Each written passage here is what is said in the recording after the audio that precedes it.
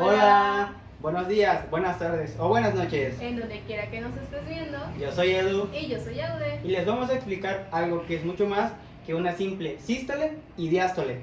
El ciclo cardíaco. Acompáñenme.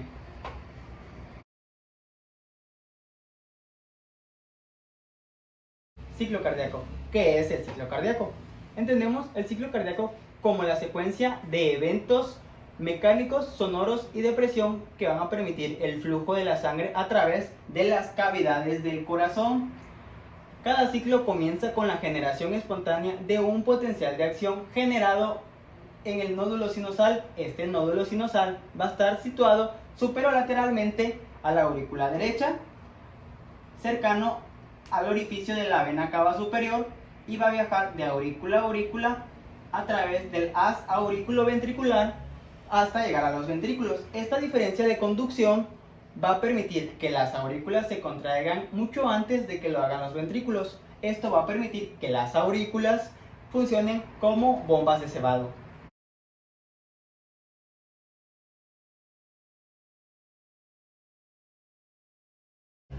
Para entender el tema debemos de saber qué es una bomba de cebado y cómo funciona.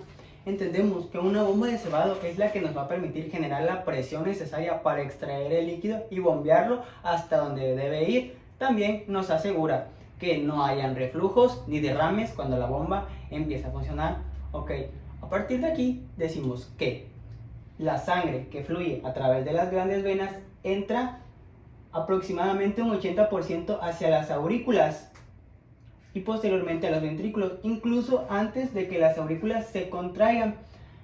Después, las aurículas van a generar una eficacia de bombeo hacia los ventrículos de un 20%. Entonces decimos que las aurículas funcionan como bombas de cebado porque aumentan la eficacia del bombeo ventricular un 20%. Dato, el corazón puede seguir funcionando sin este 20% adicional porque tiene la capacidad de bombear de un 300 a un 400% más de sangre de lo que un cuerpo en reposo necesita.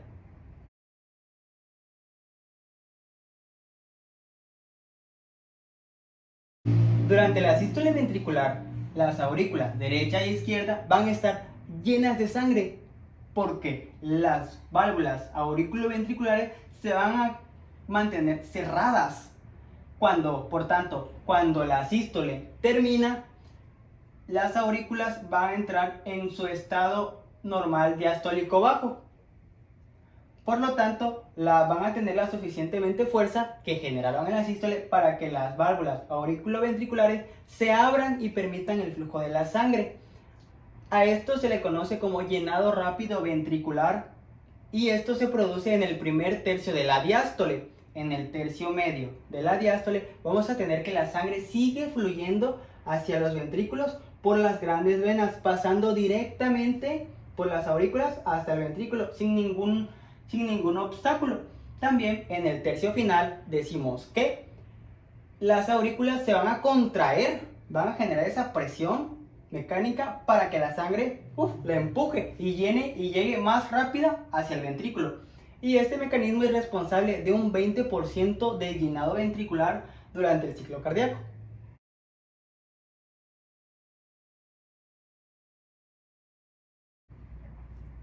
Inmediatamente después del comienzo de la contracción ventricular, se va a producir un aumento súbito de la presión, generando que las válvulas auriculoventriculares se cierren.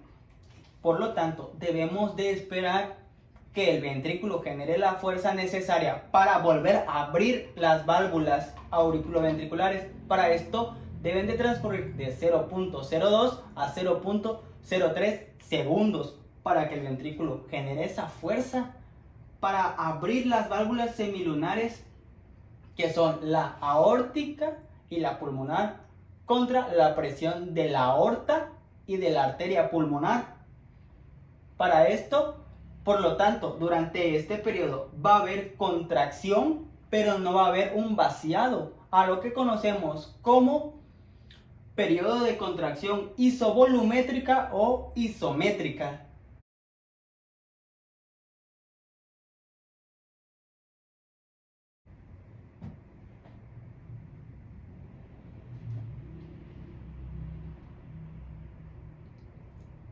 Cuando la presión ventricular izquierda aumenta por encima de 80 milímetros de mercurio y la presión ventricular derecha aumenta por arriba de 8 milímetros de mercurio, vamos a tener que las presiones ventriculares van a abrir las válvulas semilunares. Cuando estas válvulas se abren, inmediatamente comienza a salir sangre de los ventrículos. Como podemos observar en el video, comienzan a salir. Entonces, decimos que aproximadamente el 60% de la sangre del ventrículo al final de la diástole es expulsada durante la sístole.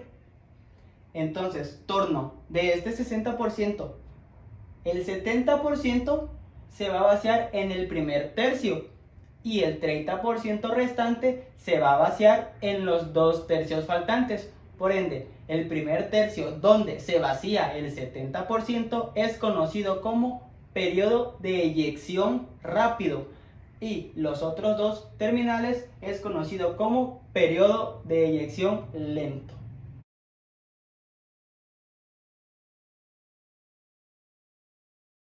Al final de la sístole, la relajación ventricular comienza súbitamente. Las presiones intraventriculares derecha e izquierda van a disminuir rápidamente.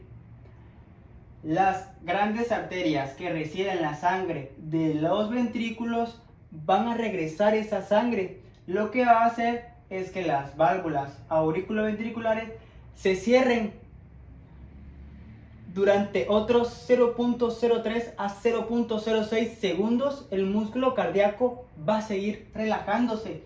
Incluso el volumen ventricular sigue cambiando, dando lugar al periodo de relajación isovolumétrica o isométrica. Durante este periodo de relajación isovolumétrica o isométrica, disminuyen rápidamente y regresan a sus volúmenes normales las presiones para dar inicio a otro ciclo.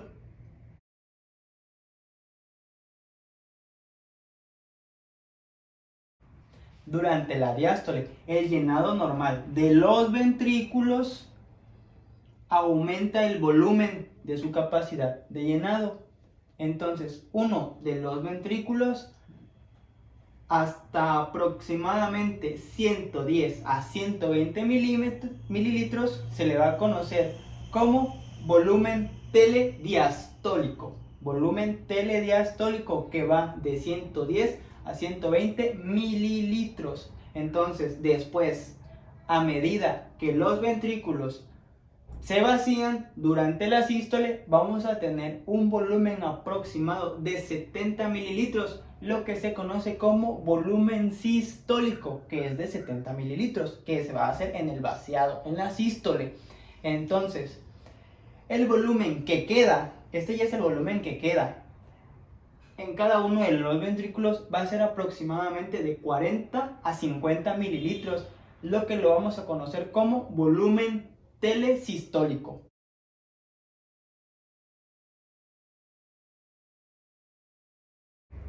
Ok, ahora vamos a hablar sobre las válvulas cardíacas. Las válvulas cardíacas tienen como principal función evitar el flujo inverso de la sangre durante la sístole. Vamos a tener 2 tipos de válvulas cardíacas. Tenemos a las auriculoventriculares y a las semilunares. En las auriculoventriculares encontramos a la mitral, a la tricúspide, y en las semilunares encontramos a una aórtica y a una pulmonar. Las válvulas auriculoventriculares van a evitar un flujo retrógrado hacia las aurículas y las válvulas semilunares evitan un flujo retrógrado hacia los ventrículos. Entonces, con esto podemos concluir que cuando las válvulas se cierran es porque hay un flujo retrógrado hacia atrás, y cuando las válvulas se abren hay un flujo anterretrógrado en posición anterretrógrada.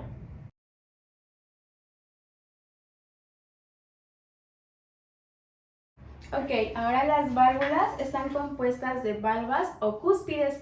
Estas refieren a números dependiendo a qué válvula nos referimos. Si nos referimos a la válvula tricúspide, está formada de 3 cúspides. Si nos referimos a la mitral, está compuesta de 2 cúspides. Después, estas van a estar pegadas a las paredes ventriculares gracias a las cuerdas tendinosas, y las cuerdas tendinosas provienen de los músculos papilares. Cuando las paredes ventriculares se contraen, los músculos papilares también, y van a jalar las valvas hacia adentro del ventrículo para evitar que haya una protusión en las aurículas a la hora de la contracción ventricular.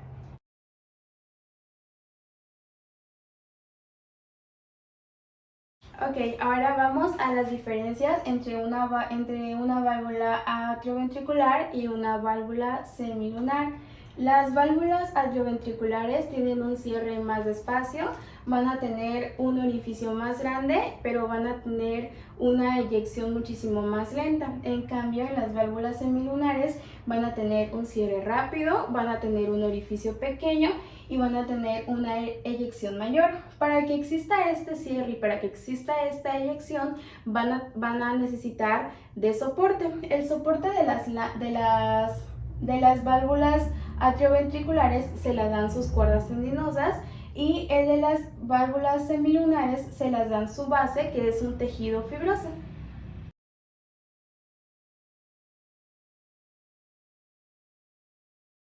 Ok, ahora vamos a hablar sobre la curva de presión aórtica. Para este vamos a dividirlo en una sístole y en una diástole. Nos vamos a enfocar primero en la sístole. Primero hay una contracción del ventrículo izquierdo, aumentando la presión del mismo, ocasionando que se abra la válvula aórtica, disminuyendo la presión en este ventrículo, pero aumentando la presión en la aorta a 120 milímetros de mercurio. Caso contrario a la diástole, cuando este ventrículo izquierdo ya no está protuyendo sangre hacia la aorta, ocasiona que la válvula se cierre, bajando la presión aquí y bajando la presión en la aorta a 80 milímetros de mercurio. Cuando esto ocurre, hay una incisura en la curva de presión aórtica porque hay una interrupción en el flujo retrógrado de la sangre.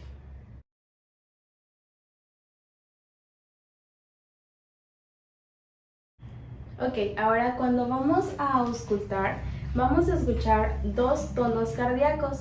Generalmente pensamos que los tonos que escuchamos es cuando las válvulas se abren, pero es todo lo contrario. Estos tonos es cuando las válvulas se cierran. El primer tono cardíaco que escuchamos es cuando se cierran las válvulas atrioventriculares, y el segundo tono que escuchamos es cuando se cierran las válvulas semilunares.